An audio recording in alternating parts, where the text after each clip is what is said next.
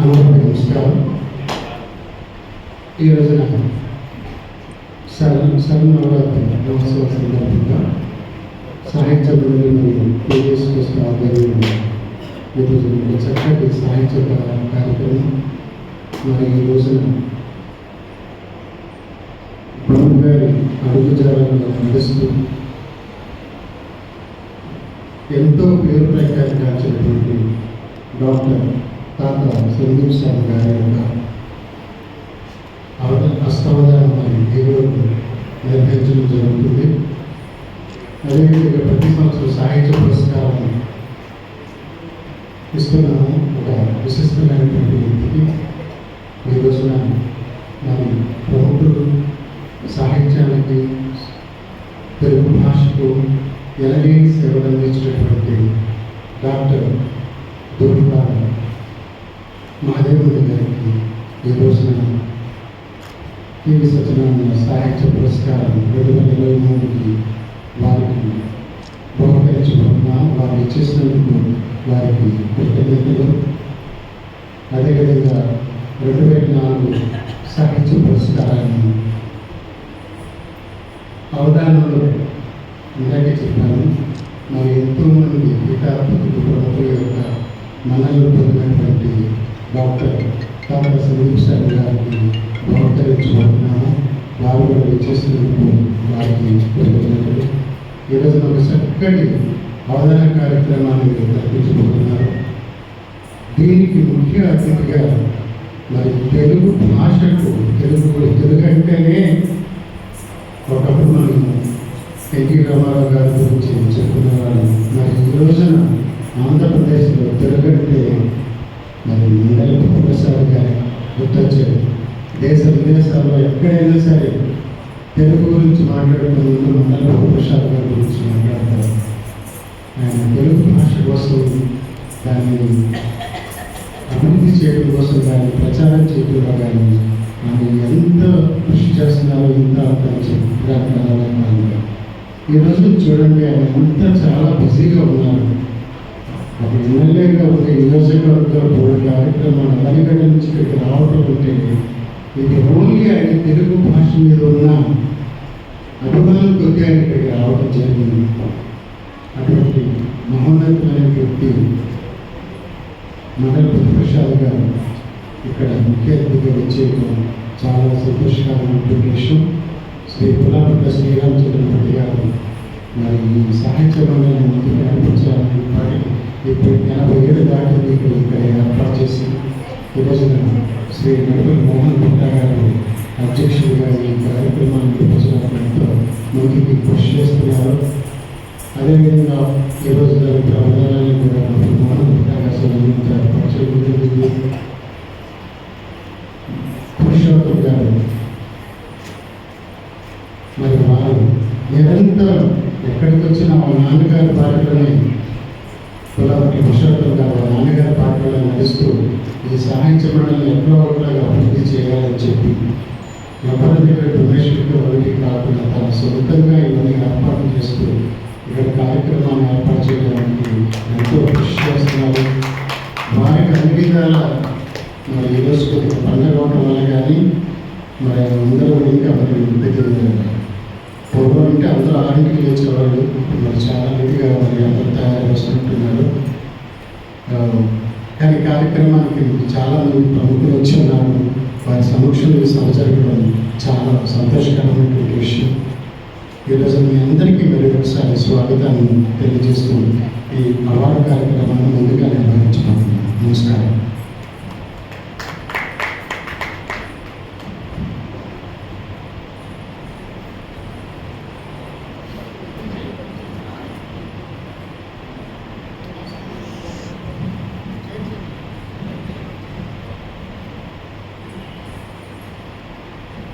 ఈరోజు ఆత్మీయ అతిథిగా మా పనితీరులోని శ్రీ ఆల్పట్ నాగేశ్వరరావు గారిని వేదిక మీదకి రావాల్సిందిగా కోరుతున్నాను. అలానే మా సొంత అధ్యక్షులు మోహన్ గుప్తా గారి తరఫున చేసినటువంటి మేనేజర్ శ్రీ కె శ్రీనివాస్ గారిని కూడా వేదిక మీదకి రావాల్సిందిగా ఆహ్వానిస్తున్నాను.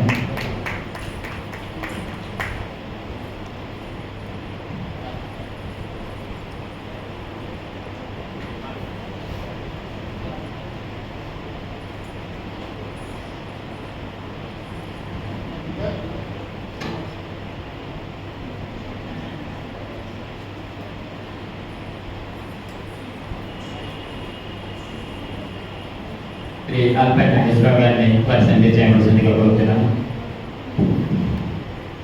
అందరికీ నమస్కారం అండి. ఈ రోజున సాహిత్య మండలి ఎరువులు మరియు కేవీఎస్ఎస్ సంయుక్త ఆధ్వర్యంలో శరణావళుల సాహిత్యోత్సవం, అలాగే మరి కేవీఎస్ఎస్ సాహిత్య ప్రతిభ పురస్కార కార్యక్రమానికి చేసినటువంటి పెద్దలందరూ కూడా నమస్కారం. అలాగే ఇందాకే కేవీ గారు చెప్పారు, తెలుగు భాష అంటే గుర్తొచ్చింది ఆంధ్రప్రదేశ్లోను, అలాగే ఉభయ తెలుగు రాష్ట్రాల్లో మండలి బుద్ధప్రసాద్ గారు. ఎందుకంటే ప్రపంచ తెలుగు మహాసభని నిర్వహించి ప్రపంచవ్యాప్తంగా ఉన్నటువంటి తెలుగు భాషలో ఉన్నటువంటి సాహిత్య అభిమానులందరినీ కూడా ఏకం చేసి తెలుగు భాష యొక్క ప్రాముఖ్యతని మరి ప్రపంచ దేశానికి తెలియజేసే గొప్ప కార్యక్రమాలు చేస్తున్నటువంటి వ్యక్తి మండలి బుద్ధప్రసాద్ గారు. ఈ రోజున ఈ కార్యక్రమానికి ఏలూరుకి ముఖ్య అతిథిగా చేసినందుకు వారికి ధన్యవాదాలు తెలియజేస్తూ, అలాగే మరి ఈ వేదిక 80 సంవత్సరాల నుంచి ఎంతోమంది గొప్ప ప్రముఖులకి మరి ఇక్కడ ఈ సాహిత్య మరి పురస్కారాలు అందించినటువంటి గొప్ప వేదిక. మరి విశ్వనాథ సత్యనారాయణ గారు లాంటి గొప్ప గొప్ప వ్యక్తులు కూడా ఈ వేదిక మీద మరి కార్యక్రమాల్లో పాల్గొన్నారని ఎంత గొప్ప మరి ప్రదేశం అందరూ కూడా ఊహించుకోవచ్చు. మరి కొల్లాపట్ల శ్రీరామూర్తి గారు స్థాపించినటువంటి ఈ సాహిత్య మండలిని మరి తెలుగు సాహిత్యానికి సేవ చేసి సాహిత్యాన్ని తర్వాత తరాలకు కూడా అందించి తెలుగు భాష యొక్క ప్రాముఖ్యత నిలబెట్టి తెలుగు వారి యొక్క గొప్పదనాన్ని అందరికీ మరి అందజేయాలన్నటువంటి ఆ పెద్దల యొక్క ఆలోచనని, ఆశయాలని ముందుకు తీసుకెళ్ళినటువంటి పెద్దలు పురుషోత్తం గారికి, వారి కుటుంబ సభ్యులందరూ కూడా హృదయపూర్వక ధన్యవాదాలు తెలియజేస్తూ, రాబోయే రోజులు ఇలాంటి కార్యక్రమాలు ఎన్నో చేసి మరి ఈ సాహిత్య కార్యక్రమాన్ని ముందుకు తీసుకెళ్ళాలని కోరుకుంటూ, అలాగే ఈ రోజున 2024 పురస్కార గ్రహీతగా మరి విచ్చేసినటువంటి తాత సందీప్ శర్మ గారు కూడా మరి మానవత సంస్థ తరఫున, అలాగే ఏలూరు ప్రజలందరి తరఫున కూడా శుభాకాంక్షలు తెలియజేస్తూ, మరి ఈ రోజు ఈ కార్యక్రమంలో విచ్చేసినటువంటి పెద్దలందరూ కూడా హృదయపూర్వక ధన్యవాదాలు తెలియజేస్తున్నాం. Thank you sir. Thank you.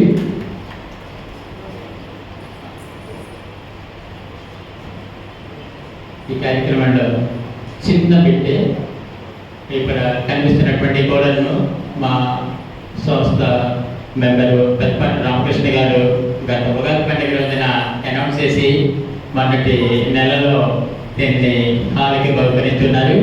Shri మండలి ప్రసాద్ గారి చేతుల మీదుగా కోడల్ని ఓపెన్ చేయవలసిందిగా కోరుతున్నాను.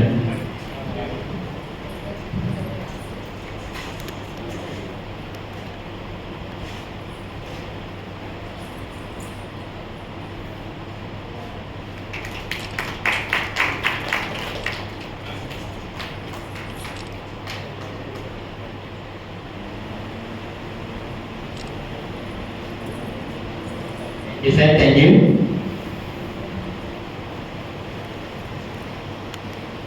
శ్రీ బుద్ధప్రసాద్ గారిని వారి సందేశం వస్తుందిగా కోరుతున్నాను.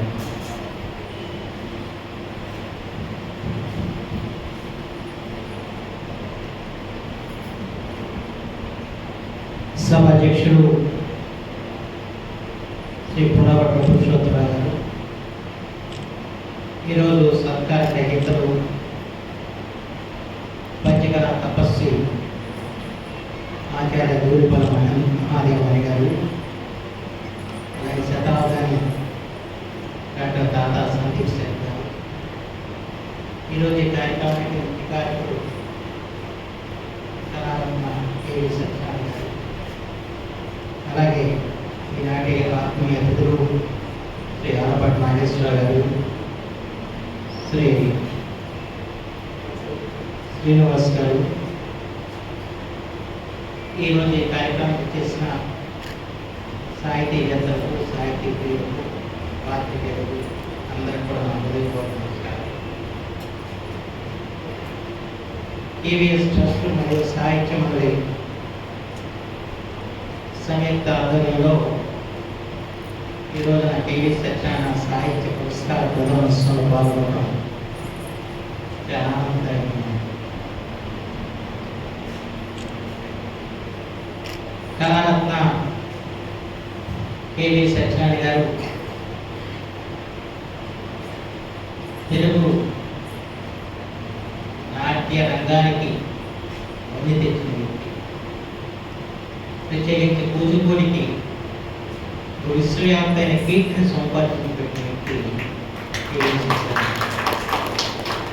ఆయనకి ఆంధ్రదేశంలో కంటే కూడా అమెరికా దేశంలో అత్యంత సంఖ్యలో శిష్యగణం ఉన్నారు. దాదాపు సగం రోజులు సంవత్సరంలో అమెరికాలో గడుపుతూ ఉంటారు. అక్కడ సంపాదించిన డబ్బు అంతా అక్కడికి ఖర్చు పెడతా ఉంటారు.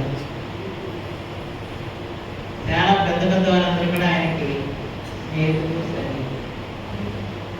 నేను అమెరికా వెళ్ళినప్పుడు కూడా అక్కడ అనేక కార్యక్రమాల్లో కేవీ సజ్జన్ గారి కలిసి పాల్గొనడం జరిగింది. వారి ద్వారా అనేక మంది పెద్దలతో కూడా పరిచయం కావడం జరిగింది. నాట్య కళాకారుల్లో సహజంగా అంటే కూచిపూడి అంటే ఎప్పుడు కూడా భావాకరము అవే అంశానికి వస్తున్నాయి వేయడం ఎత్తైతే కొత్తవి సృష్టించిన వాళ్ళు ఇద్దరు కనపడతారు. వెంపటి తులసీ గారు మరొకరు కేవీ సజ్జన్. వీరిద్దరూ కూడా కూచిపూడి నాట్యకళకి కొంగొత్త రూపాలను కల్పించుకోవాలి. అలల చండారిక, పద్మావతి శ్రీనివాస్ ఇలాంటి కొత్త కొత్త యక్షగాన వెతుకుంటూ కట్టి నాట్య రూపాలు తయారు చేసిన వ్యక్తి వెంపటి తులసీ గారు. ఆ తర్వాత దాన్ని అందిపుచ్చుకొని దానికంటే మిన్నగా ఈ నాట్య రూపాలను తయారు చేసి యావత్ ప్రపంచంలో కీర్తిని గడించిన వ్యక్తి కేవీ సజ్జన్ గారు. ప్రత్యేకించి వారు రూపొందించిన ఆముక్తమాలిద ఎంతటి ప్రశస్తిని పొందిందని వేరుగా చెప్పాల్సిన అవసరం లేదు. వెంపటి మన కేవీ సజ్జన్ గారితో నాకు పరిచయం లేదు. మేము శ్రీకాకుళంలో శ్రీకృష్ణదేవరాయ మహోత్సవాలు నిర్వహించాలని తలపెట్టినప్పుడు రోజు నేను సాంస్కృతిక శాఖ సంచాలకుడు నాలపట్టి కలకాప్రసాదాన్ని కలవడానికి వెళ్ళాను. వెళ్ళేప్పుడు ఈయన బయటలో ఉన్నాడు. బయట నమస్కారం పెట్టి నేను కేవీ సజ్జన్ నాట్య అధ్యాపన చెప్పాను. ఎప్పుడు ఆయన పేరు విన్నాము, అందరూ తెలుసుకొని అంతగా పరిచయం లోపలికి పోయి మాట్లాడితే మనం బయటకు వచ్చాం. బయటకు వచ్చి సజ్జన్ గారు ఇట్లా కృష్ణదేవరాయ మహోత్సవం జరుగుతున్నాం కదా, ఆముక్తం వాళ్ళదని ఏదైనా నృత్యరూపంగా చేయడానికి ఆస్కారం ఉందా? ఎందుకు లేదంటే తప్పనిసరి చేయొచ్చు, అయితే నాకు రచన తయారు చేసి పెట్టాలని చెప్పి మళ్ళీ అనేక తిరిగి ప్రసాద్ దగ్గరికి సజ్జన్ గారు ఆముక్తి మాత్ర నృత్యరూపం తయారు చేస్తారు, ఈ రచనా స్థానంగా మీరు చేయాలని. ఆయన గొప్ప అవధాని శతావధాని. పక్కన అధికారిగా ఎంతో పనులు నిమగ్నమై ఉన్నప్పుడు కూడా ఆయన ఆప్తం వాళ్ళ రచన వారికి అందించడం, దాన్ని వారు అద్భుతంగా మొట్టమొదటిసారిగా శ్రీకాకుళం ఆంధ్ర మహావిష్ణు సన్నిధిలో ప్రదర్శించడం, ఆ తర్వాత యావత్ ప్రపంచంలో యావత్ భారతదేశంలో ఆ ప్రదర్శన చేయని ప్రదేశం లేని విధంగా కీర్తి గడిపించింది ఆప్తం. అదైపోయిన తర్వాత మళ్ళా అనుకున్నాం ఆప్తం వాళ్ళ కొత్త అవకాశం కల్పించింది. ఈసారి పంచకావ్యాలను పరిచయం చేయాలి. ఎందుకంటే వాళ్ళ కార్యాలతో వాళ్ళ ఈ తరం వాళ్ళకి పరిచయం లేకుండా అలాంటిది పంచకావ్యాలు ఒక ఘట్టాన్ని తీసుకుని దాని నృత్య రూపంగా తయారు చేస్తే అది చూసిన వారికి పంచకావ్యాలు చదవాలని చెప్పిన ఒక ఆసక్తిని కలిగిద్దాం చూద్దామని చెప్పిన ఉద్దేశంతో దాని పేరు అది కూడా చాలా అద్భుతంగా ప్రదర్శన పెడతాం. అలాగే ప్రతి సంవత్సరం కూడా కొత్త రూపంగా తయారు చేసే అవకాశం అది ప్రదర్శించే ప్రదేశం శ్రీకాకుళం. అయితే గత 5 సంవత్సరాలుగా గత ప్రభుత్వ పుణ్యమాంటూ కొత్త రూపం తయారవ్వలేదు. అలాగే ఫిబ్రవరి 11 కొత్త రూపం తయారు ప్రదర్శిస్తారు. నేను ప్రతి సంవత్సరం ఫిబ్రవరి 11 శ్రీకాకుళంలో ఆంధ్ర మహావిష్ణు సందర్శించడానికి ఆ తేదీన శ్రీకృష్ణదేవరాయ నుంచి అముక్తమాల శ్రీకాకుళం ప్రతి సంవత్సరం ఉత్సవం చేయడం జరుగుతుంది. ఆ ఉత్సవ సందర్భంలో కొంత కొత్త నృత్య రూపంగా తయారు చేసే ప్రదర్శించడం అనేది సత్యాన్ని గారి అంచేత 5 సంవత్సరాలు విస్తరిస్తున్నాను కనుక మహోన్నత నృత్య రూపాన్ని మళ్ళా రేపు ఫిబ్రవరి 11కి తెలుగుజాతికి అందించారు. చాలా మంచి మనసు అన్న వ్యక్తి కేవీ సజ్జన్. ఒక్కొక్క నాట్య రంగంలో సహజంగా నాట్య రంగంలో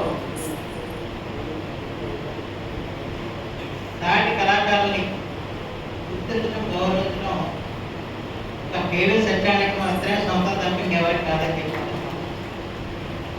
ఆయన జన్మదినోత్సవం ప్రతి సంవత్సరం కూడా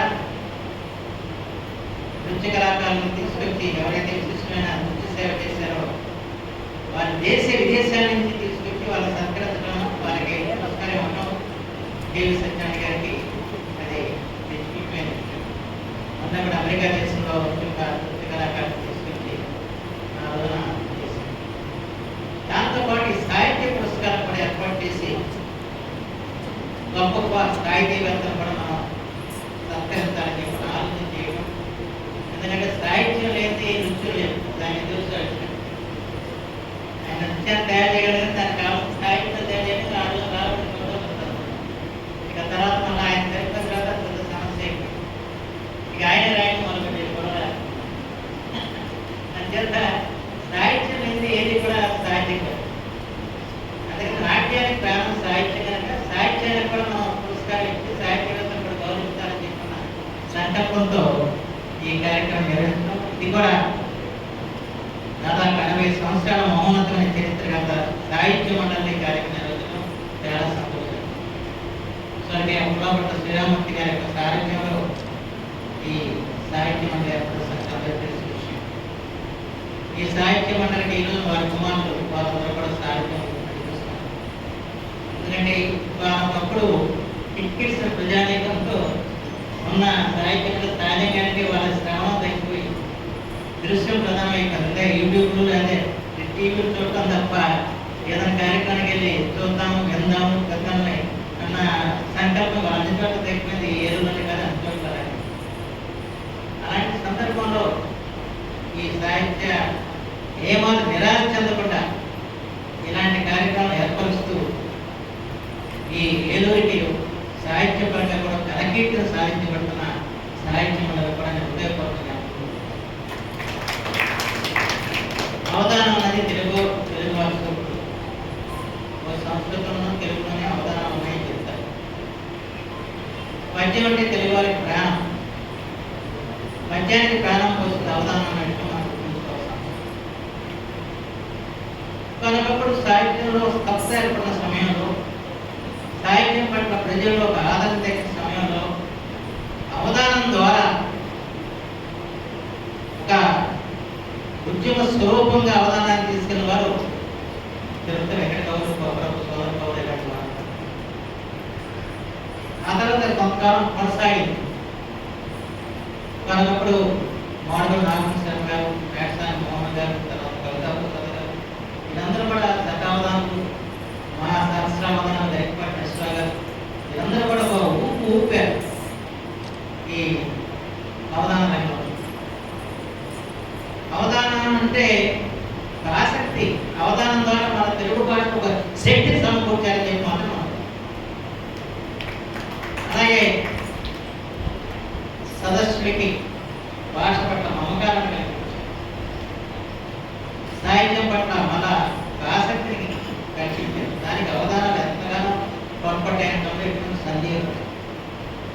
ఒక రకంగా తెలుగు భాషకి పునరుజ్జీవనం చేసిన అవధానం అని చెప్పి మాత్రం మనం చెప్పవచ్చు.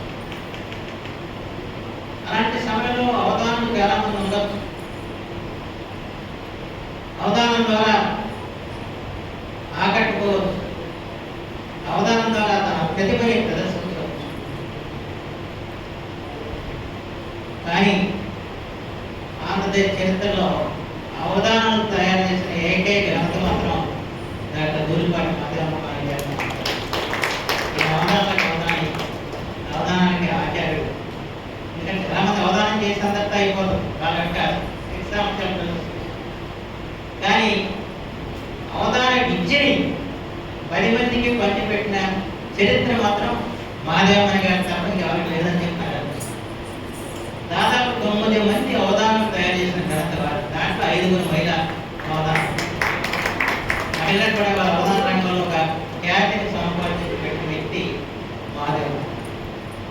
ఈ రోజున మనం డాక్టర్ సందీప్ శర్మ గారు వారి శిష్యులో సందీప్ శర్మ చదివిన దాంట్లో నాకు ఆయన బయోటెక్నాలజీలో PhD చేసిన వ్యక్తి, సైంటిస్ట్. కానీ మహాదేవమణి గారి పుణ్యం అంటారు ద్వితీయుడిగా నిలిచిన వ్యక్తి మన సందీప్ శర్మ. అయితే ఈ సందీప్ శర్మ చూస్తూ ఉంటే మనకు ఆనందం అనిపించేది ఏంటంటే వాళ్ళ తెలుగు భాషకి వాళ్ళ సవాళ్ళు ఎదురవుతున్నాయి, తెలుగు భాష గతి ఏమవుతున్నా అని చెప్పి ఆవేదన చెందుతున్న తరుణంలో సందీప్ శర్మ లాంటి వాళ్ళు ఉన్నారు, తెలుగు భాషకి ఏమి కాదని చెప్పి అనిపించే పరిస్థితి వాళ్ళు మనకు ఉందని చెప్పుకుంటున్నాం. ఎందుకంటే పెద్దనం అయిపోయింది, యువతరం తయారు. యువతరం వల్ల ఈ తెలుగు భాషా జ్యోతిని చేతపట్టి ఆ దీపకాంతుల్లో మిగతా వాళ్ళు నడిపించాల్సిన బాధ్యత. అలా ఒక యువ దీపస్తంభంలా నిలిచిన వ్యక్తి సందీప్ శర్మ అని చెప్పి అనుకుంటున్నాను. ఈ రకం చాలా మంది యువకుడికి అవధానం మీద మమకారం కల్పించి మౌనతమైన అవధానాలుగా తీర్చిదిద్దిన మా మాదేవ గారు. ఇక్కడ విచిత్రం ఏంటంటే గురు శిష్యుడు ఒకేసారి పురస్కారం ఇస్తారు. కేవీ సత్యం గురువు శిష్యుడు ఇద్దరు కూడా ఈరోజు సాహిత్య పురస్కారం పొందడం ఆనందదాయకం చెప్తాము. ఈ అవధానం ద్వారా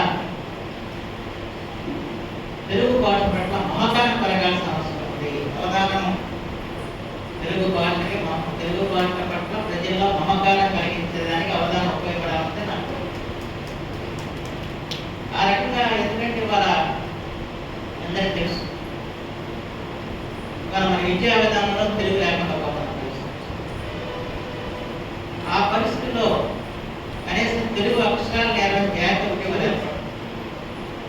ఆ మధ్య విజయవాడలో కలెక్టర్ గారు కొన్ని పాఠశాలకు వెళ్ళి మీ పేరు తెలుగులో రాయని చెప్పంటే ఒక్కరు కూడా రాయలేకపోయారు పిల్లలు. పెద్ద పరిస్థితులు అంటే అక్షరాలు నిలబట్ల. ఆ రకమైన పరిస్థితులు ఏర్పడింది ఆంధ్రదేశం. వాళ్ళ కూటమి ప్రభుత్వం వచ్చిందంటే మన పునరాలోచన చేసి మన తెలుగు పట్టం కట్టాలని చెప్పి అంతే సందర్భం కొట్టారు. ఎందుకంటే విద్యా విధానంలో తెలుగు లేకపోతే తెలుగు నిలవదు. ఏం చేసి మనందరికీ భాష పట్ల మమకారం వచ్చిందంటే అది కారణం ఏంటి? మనం తెలుగులో చదువుకోవడం. ముందుగా మనందరికీ శతక పద్యాలని కంఠస్థం చేయించారు. ఇవాళ ఏం చేస్తారు? ఇంగ్లీష్ రైమ్స్ కంఠస్థం చేస్తున్నారు. ఎక్కడ అంగన్వాడీ దగ్గరికి కూడా ఇంగ్లీష్ రైమ్స్ తప్ప ఒక శతక పద్యం చెప్తున్న పరిస్థితి.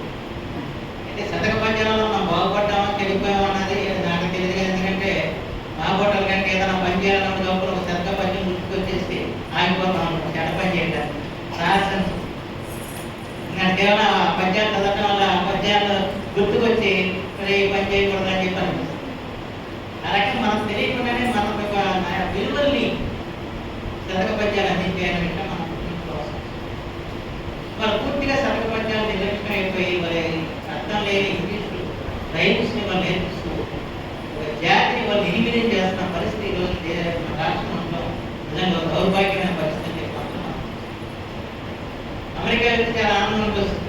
అక్కడ మనబడి ద్వారా కొన్ని వేల మంది పిల్లలు తెలుగు నేర్చుకుంటున్నారు. తెలుగులో పద్యాలు కొన్ని రాష్ట్ర స్థితికి ఎదుగుతున్నారు. ఆ రకంగా దూర ప్రాంతంలో తెలుగు వాళ్ళు తెలుగు సంరక్షించుకోవాలని ప్రయత్నం చేస్తున్నారు. స్వరాష్ట్రంలో తెలుగుని మనం ఎలా బాధ పెట్టాలని చెప్పి మనం ఆలోచిస్తున్నాం. ఎందుకంటే విచిత్రమైన విచారకరణ పరిస్థితి లేదని చెప్పాను. ఎందుకు తెలుగు అంటే తెలుగు అంటే కేవలం ఏదో భాష మనం మాట్లాడుకోవడం భాష కాదే. తెలుగు సంస్కృతి, తెలుగు సాంప్రదాయం. ఎందుకంటే నుంచి తెలుగు ఒక జాతి. మనం తెలుగు జాతిని చెప్పుకుంటున్నాం అంటే భాషాపూర్వకంగా ఏర్పడే జాతి విషయం మనం తెలుసుకోవాలి. ఎప్పుడైతే భాష నిస్తుందో అప్పుడు జాతి నిస్తుంది. అంటే మన జాతి నిశ్చించకుండా ఉండాలంటే మన భాషను మనం సంరక్షించుకోవాల్సిన బాధ్యత ఉందన్న విషయం ప్రతి తెలుగు వాడు గుర్తించాల్సిన అవసరం అంతైనా ఉందని చెప్పి మనం సందర్భం చేస్తాం. ముందు మన అస్తిత్వాన్ని, మన ఐడెంటిటీని మనం కాపాడుకోవాల్సిన అవసరం. మన ఐడెంటిటీ నిలుపుకోవాలంటే మన భాషను నిలుపుకోవాలి. మన భాష ద్వారా ఇవాళ మన సంస్కృతిని, మన సాంప్రదాయాన్ని మనం నిలుపుకోవాలి. ఇవాళ సత్యనారాయణ గారికి ఎందుకు అమెరికాలో అంతమంది పిల్లలు ఉన్న శిష్యులుగా ఉన్నారంటే అమెరికాలో ఉన్నంతమంది కూచిపూడి నృత్యం నేర్చుకున్న పిల్లలు ఆంధ్రదేశంలో లేరు. అది మాత్రం ఖచ్చితంగా చెప్తాను. శ్రీకాంధ్ర కూచిపూడి నృత్య సమ్మేళనం జరిగినప్పుడు కొన్ని వందలు కాదు 1000 మంది పిల్లలు కూచిపూడి నృత్యం చూసాయి. వాళ్ళందరూ కూడా వేషధారులు. నేను అడిగి అక్కడ వాళ్ళు ఏంటంటే అని చెప్పి ఎందుకు మీరు దీని మీద ఆసక్తి తెచ్చుకున్నారు? వాళ్ళు చెప్పారు, మేము తెలుగు వారికి దూరంగా ముఖ్యం, మా పిల్లలకి తెలుగు నేర్పే పరిస్థితి లేవు. తెలుగు భాష ఎంత మాధుర్యమైందో తెలుగు కూచిపూడి పాట ద్వారా తెలుసు.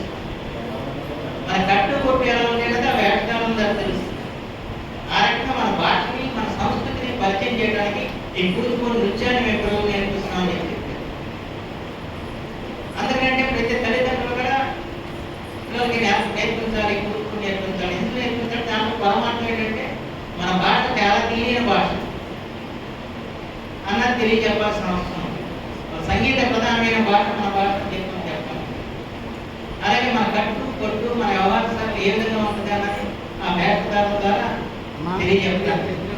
అలాగే ఆంధ్రప్రదేశ్ తల్లిదండ్రులందరూ కూడా పిల్లలకి చిన్న వయసులోనే కూచిపూడి నృత్యం నేర్పించాలని చెప్పి వాళ్ళు ప్రయత్నం చేయడం, దానికి మన గురువు గారు సత్యనారాయణ గారు దోహదపడడం, కొన్ని వందల మంది శిష్యులని తయారు చేయడం, ఆ ఘనకీర్తిని ఏలూరికి అందించడం, ఇదంతా కూడా సంతృప్తిదాయక విషయం చెప్పి మాత్రం అందరికీ మనం చేస్తూ ఈ రోజు పురస్కార వేదికైన డాక్టర్ దూలిపల మాదేవమ్మ గారికి, డాక్టర్ దాదా సందీప్ సింగ్ గారికి ఇరువురు కూడా హృదయపూర్వమైన అభినందనలు తెలియజేసుకుంటూ ఇంత మహత్తర కార్యక్రమం నిర్వహించిన డాక్టర్ కేవీ సత్యనారాయణ గారికి, అలాగే పుల్లాపట్ల పురుషోత్తరావు గారికి ధన్యవాదాలు తెలియజేసుకుంటూ ఈ కార్యక్రమం చేసిన మీ అందరూ కూడా దసరా శుభాకాంక్షలు తెలియజేసుకుంటూ సెలవు తీసుకున్నాను.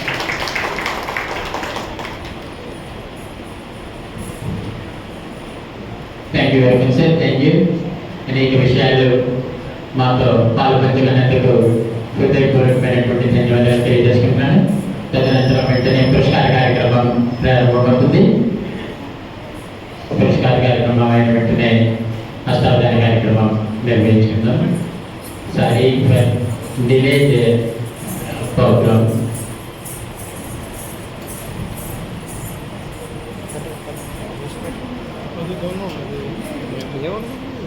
దూలిపల మాదేవమ్మ గారు రిటైర్డ్ సంస్కృత కళాశాల లెక్చరర్గా పనిచేసే ప్రొఫెసర్గా పనిచేస్తున్నారు. వీరు 1952 సంవత్సరంలో మొసగపల్లి తూర్పుగోదావరి జిల్లాలో జన్మించున్నారు. వీరి ప్రవృత్తి ఆధ్యాత్మిక ప్రవచనాలు, గ్రంథ రచనలు, అవధాన సంచాలనాలు, అవధాన విద్యా బోధన, అభిరుచులు, శ్లోక పద్య రచనలు. వీరికి స్వర్ణకంకణం ధర్మంతర ఆధ్యాత్మిక సంస్థ రాజమండ్రి వారు, కీర్తి పురస్కారం తెలుగు యూనివర్సిటీ హైదరాబాద్ వారు, కాశీ కృష్ణాచార్య పురస్కారం హెచ్ఎఫ్టివి హైదరాబాద్ వారు, శతాబ్దాని సివి సుబ్బన్న పురస్కారం పొద్దుటూరు వారు, డిఎన్ఎన్ మూర్తి స్మారక పురస్కారం హైదరాబాద్ వారు, ఇలా అనేక సంస్థల వారు అనేక పురస్కారాలు ఇచ్చి ఉన్నారు. వారిని సాధారణంగా వేదికను అలంకరించవలసిందిగా కోరుతున్నాను.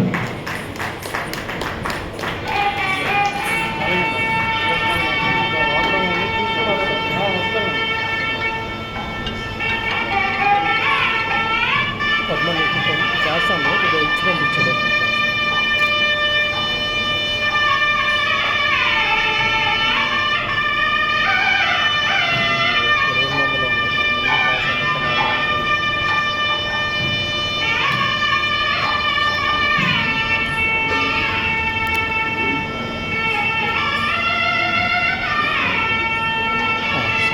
సరే ఒక నిమిషం చేస్తాను.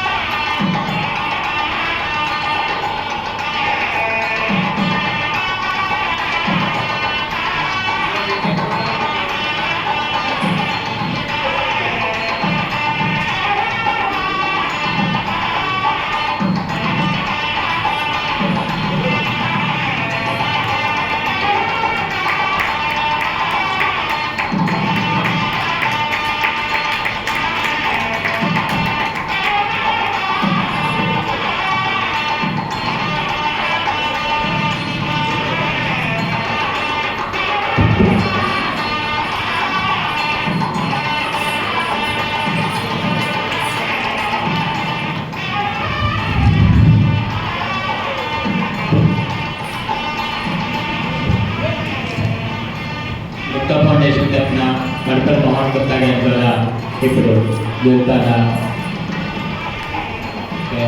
దేవమణి గారికి సత్కారం జరుగుతున్నది. శ్రీనివాస్ గారు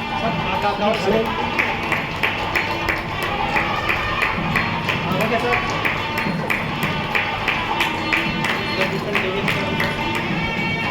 సార్ ఒకసారి okay okay sir.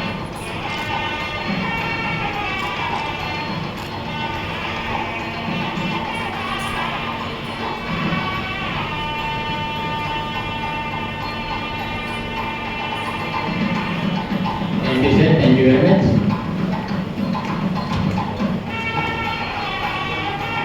సత్తాగాని doctor Tata Sandeep sir గారిని సాధారణంగా హాస్యం కావాల్సిందిగా కోరుతున్నాను. వీరి ప్రత్యేక కళాతత్వకి ఆచార్య బీర్పాల్ మల్లేమణి గారి శిష్యుడు, స్వస్థలం Rajamahendravaram, MSc PhD biotechnology, MBA Telugu, Andhra Vishwakala పరిషత్తులో చేస్తున్నారు. 46 అష్టావధానాలు, ఒక అద్భుతావధానం, ఒక శతావధానం పూర్తి చేశారు. ఆంధ్ర, తెలంగాణ, తమిళనాడు, కర్ణాటక, ఉత్తరప్రదేశ్ రాష్ట్రాల్లో ప్రవచనాలు, అవధానాలు చేసుకున్నారు. మైసూరు దత్తపీఠాధిపతులతో స్వర్ణకంకణ సత్కారం 2019లో గణపతి నవరాత్రి సందర్భంగా పొందినారు. పద్మశ్రీ గరిపేట నరసింహారావు గారి స్వర్ణ అంగుళీ బహుమానం 2012లో పొంది ఉన్నారు. వీరు 8 గ్రంథాలు రచించున్నారు. సాహితీ సందీప్తి, శ్రీకంఠ సందీప్తి, శతావధాన సందీప్తి, పాదుక పట్టాభిషేకం, వెంకటరమణ శతకం, పీయూష సంభవం, గురు కృపానవం, శ్రీరత్న కర్మ, గర్భ గణేశ శతకం మొదలగునవి రచించి ఉన్నారు.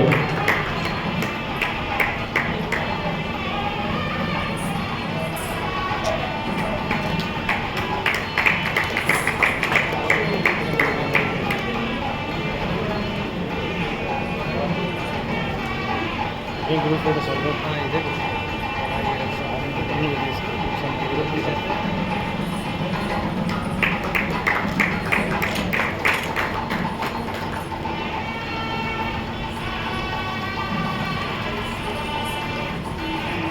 సార్ ఇటు చూడండి సార్.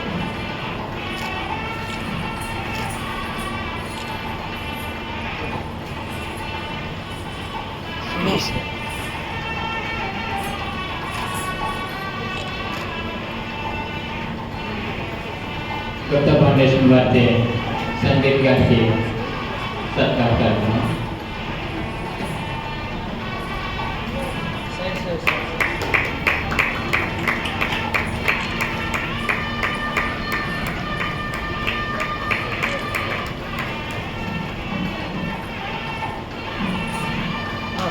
సార్ ఒకసారి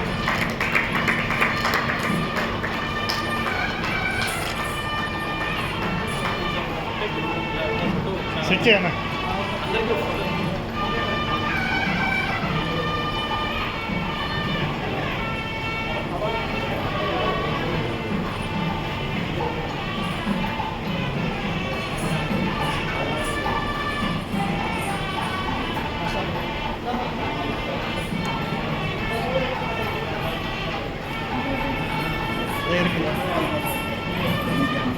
ఓకే సార్.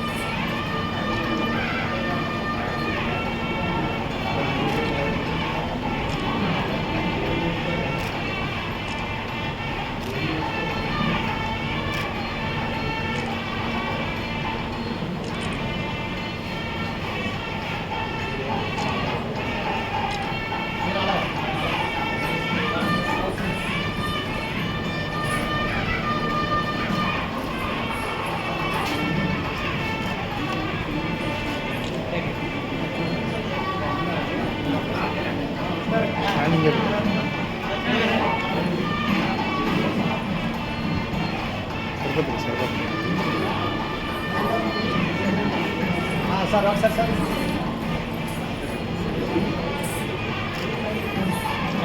పాప దగ్గర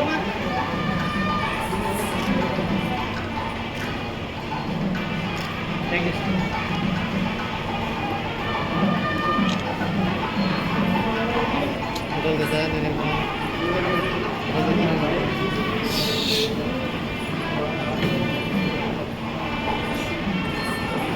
తీసుకో.